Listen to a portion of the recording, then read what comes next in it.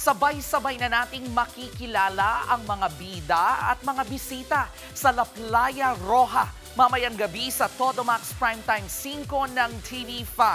Nasa frontline ng balitang yan, si MJ Marfori. Kailangan nilang magbayad sa lahat ng ginawa nila sa akin. Maglalabasan ang mga sikreto mamayang gabi sa pagbubukas ng La Playa Roja.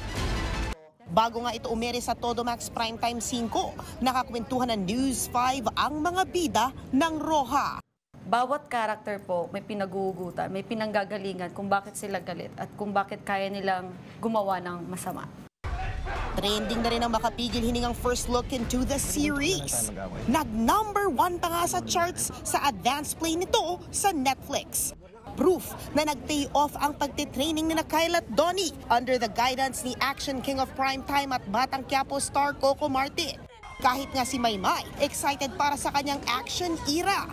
Expert po ako sa knife, pero hindi lang din po yun. Kasama din po nila ako sa training sa bakbakan.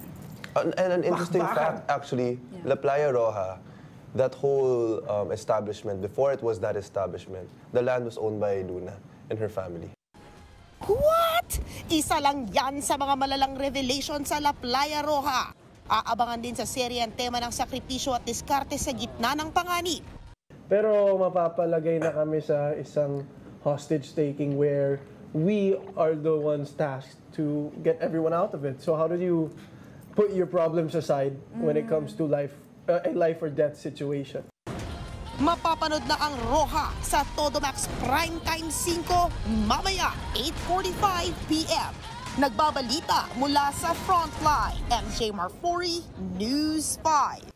Mga kapatid, Jervy Wrightson po, eto na nga.